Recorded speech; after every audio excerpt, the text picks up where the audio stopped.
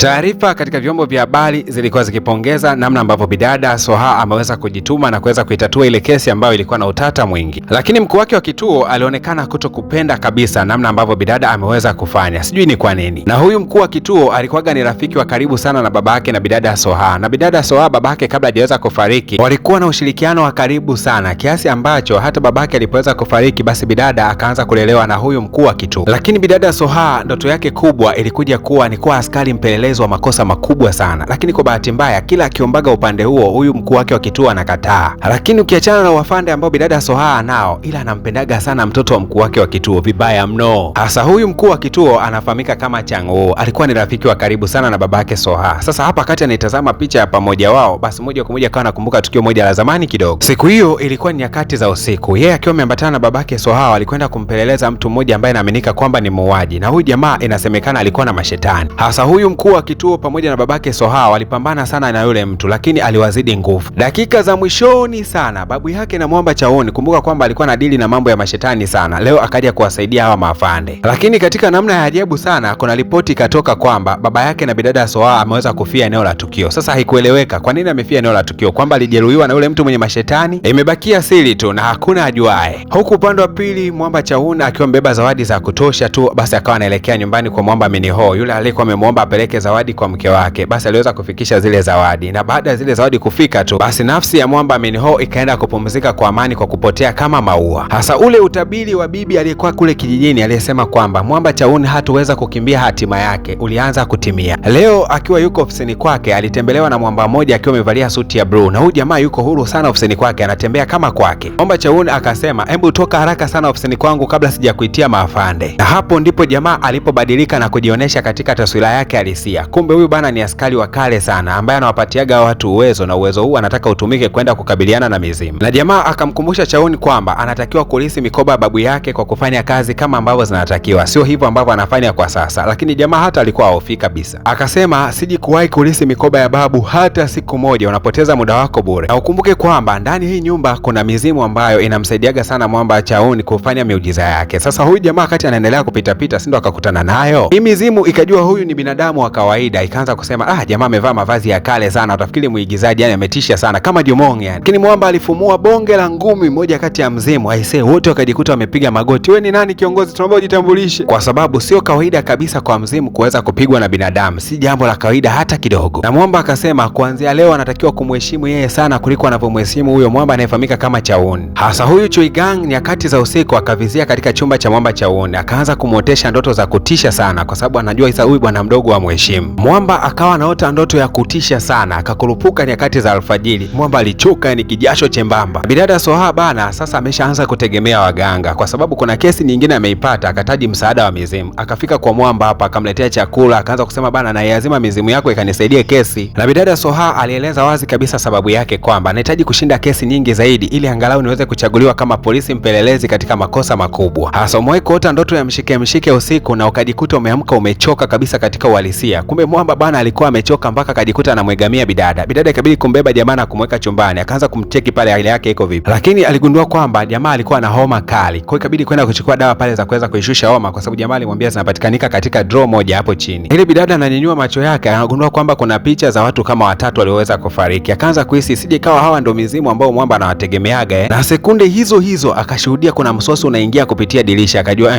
hawa mizimu ndio wanakuja kula misosi yao mida hii. Sasa si unajua kwamba bidada hana uwezo wa kuona mizimu, kwa hiyo akawa anahisi kwamba huu mzimu uliokuja aongee nao, lengo ni kwamba ukaongea na Mwamba Chauni aweze kumsaidia kesi moja tu. Kumbe alikuwa ni General Chuigang, Mwamba mgeni kabisa katika nyumba hii. Sasa ametoka kununua misosi yake mitaani ndo anarudi. Mwamba anakuja kama kivuli yani, na akasema nimwandalia misosi mitamu zaidi hata kuliko hiyo ambayo wewe umeagiza. Sasa bidada alipokuwa ameongea yoyote, kumbuka kwamba hana uwezo wa kumuona huyo General. Basi kabidi General kuweza kuonja msosi ambao bidada ameuleta. Aligundua kwamba msosi ulikuwa ni mtamu sana ise, na General General akawa anamuuliza Mwamba, ni kwa nini unashirikiana na maafande? Yaani mikoba ya babu yako unatumia kusaidia maafande, si ndio? Sasa bidada alikuwa haelewi kwa nini Mwamba anaangalia upande wa pili. Akajua kabisa kwamba huyu huenda anaiona mizimu. Akaanza kumwambia, naomba basi unisaidie kuniazima mizimu yako, ikanisaidia kazi moja tu, ndakulipa pesa yote unayoitaka. Lakini Mwamba akazichukua zile pesa za bidada na akazitupia huko, akasema siko tayari kushirikiana na wewe. Bidada akasema sawa, tunashukuru, lakini nakushukuru pia kwa sababu uliweza kunisaidia awamu iliyopita. Mizimu yako ilifanya kazi nzuri. Ila wakati bidada Soa anaondoka katika lile eneo, ghafla tu General aligundua kwamba kile kipepeo chake ni kama kilikuwa kinawaka taa fulani hivi. Ghafla tu huyu General ambaye alikuwa hataki kabisa Mwamba Chauni aweze kushirikiana na binadamu yoyote, ghafla tu akaanza kusema kwamba aanze kushirikiana na bidada katika kazi hiyo ya upolisi. Lakini jamaa Chauni akakataa kabisa kushirikiana na bidada katika kazi yoyote ile ya kiuchunguzi ama kwenda kumkamata mhalifu wa aina yoyote. Basi bidada Soha baada ya kukosa msaada kabisa kutokea kwa Mwamba Chauni, basi moja kwa moja akaamua kuivalia ile njuga kesi peke yake. Wakawa wanasema kwamba hii kesi inaonekana mauaji yalifanyika nyakati za usiku, na inasemekana kwamba muuaji aliweza kujitupia katika bahari baada ya kukamilisha tukio lake. Na licha ya kwamba hiyo kesi ambayo bidada alikuwa anaichunguza ni ya muda mrefu sana, lakini aliamua tu kuanza kuichunguza. Ila huku upande wa pili Mwamba Chauni yuko katika mazingira yake kama kawaida, ndo akawa anakaribishwa. Lakini General akawa amejitokeza tena, akawa anamkumbusha Chauni kwenda kwa bidada akashirikiana naye katika kupeleleza ile kesi ambayo bidada yuko kuhangaika nayo. Lakini Mwamba akasema achana na mimi bana, acha nikatengeneze maokoto yangu. Mwamba akapanda stejini na akaanza mazingira yake kama kawaida. Sasa kitu ambacho alikuwa hajui ni kwamba huyu General ndiye ambaye amewapatia huo uwezo wa miujiza yote ambayo wanaifanya. We bwana we, akaanza kumchapa Mwamba na kimbola. Jamaa akakuta tumbo linauma sana, mizimu yake ikawa inajitahidi kumsaidia, na kadri mizimu inavyohangaika kumsaidia ndivyo ambavyo ilikuwa inaharibu mambo zaidi. Jamaa akajikuta mpaka amejamba moto. Watu huyo hawajui kwamba jamaa amejamba moto wa kweli, na hapa haelewi kabisa, hali imekuwa ngumu. Jamaa anajamba moto huko analia sana. Basi kuna mzimu haraka sana ukawahi kuchukua fire extinguisher ukauzima ule moto, ndo kidogo jamaa akawa anatulia. Sasa watu wanamshangilia jamaa amefanya bonge la muujiza leo. Sasa wakiwa wanarudi nyumbani bana, wako kwenye gari, ndio jamaa akawa anaulizwa, bosi, ina maana ulikuwa unajamba ule moto ni wa kweli kabisa? Yani ni moto kabisa, yani moto kabisa, mbona ulikuwa unalia? Bosi akikumbuka namna alivyokuwa anateseka wakati anajamba moto, mpaka akashuka kwenye gari kwa hasira. Na ile wanafika nyumbani wanakutana na kibidada fulani cha kijijini kweli, kimekuja na shangazi kaja, humo ndani kuna matunguli kama yote. Bana, mikoba hii nimetumwa kwamba nikuletee ulisi wako ya babu yako. Na Mwamba wakati huo yuko board, alikitimua kibidada kwenda nje bana, akakisukumiza kole. Na ile wamefika nyumbani, stories zikawa zinapigwa kuhusiana na mfanya miujiza mmoja hivi ambaye amepokea umaarufu mkubwa sana, anatumika sana katika matangazo ya biashara. Sasa Mwamba Chauni akavutiwa sana na hii issue. Lakini sasa ili aweze kufanya kazi zake za kiganga kwa amani, akaamua kwanza atimize jukumu la yule ambaye General alikuwa anataka ashirikiane na bidada. Akamfuata bidada kule kituo cha polisi, akasema niko tayari kushirikiana na wewe, ili akimaliza kazi hii aingie sasa katika kazi za matangazo bwana. Bidada ili kuweza kufanya kazi na Mwamba kwa mujibu wa sheria, akaamua jamaa kusajiliwa katika idara ya polisi na kushirikiana nao rasmi kuanzia sasa hivi. Taarifa zikamfikia mkuu. Basi mkuu akaitisha mkutano wa maafande wote na waandishi wa habari, akawa anampokea rasmi mfanya mazingaombwe maarufu kidogo katika kushirikiana na idara ya polisi. Lakini wakati huo huyu mfanya mazingaombwe akasema kwamba niko tayari kufanya kazi na nyie, lakini nikishirikiana na bidada Soa peke yake. Lakini wakamwambia idara ya polisi sio masuala ya maigizo bana, hebu ingia ulingoni kidogo. Sasa akajitokeza Mwamba mmoja anayefahamika kama Isu. Huyu ni mtoto wa mkuu wa idara ya polisi, na bidada Soa anampendaga sana huyu jamaa, ila anashindwaga kumwambia. Basi akaanza kupigana na Mwamba Chauni. Huwezi ukaamini, Chauni alipigwa dakika moja tu chini, na bidada Soa akawa anashangilia sana mara baada ya Mwamba Chauni kuweza kupigwa. Baadaye wakati wanarudi nyumbani, akaanza kusema samani kwa kuwa nilikuwa namshangilia sana yule jamaa, nisamehe sana, lakini ila na wewe kaka unatakiwa kuwa fiti kidogo, sio kila muda tu kutegemea ushirikina na uchawi wako. Yaani wewe bila mizimu huwezi kabisa, ufanyage na mazoezi basi. Bidada haya maneno alimuingia sana Mwamba, akajikuta